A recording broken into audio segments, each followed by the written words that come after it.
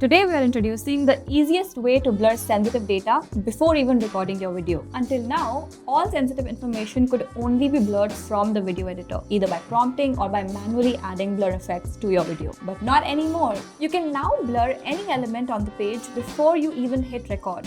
Once you click Start Recording, you'll see this option here, Blur Elements. Once you select this, you're taken to the page you chose to record. Now you can select any element on the website to blur. Click it once to blur, click it again to unblur. You can also use the undo and clear buttons to do the same. Let's say you want to blur something on a different page. You can switch to navigate and head to that page. Switch back to blur and continue blurring elements as you wish. After you're satisfied, you can start recording.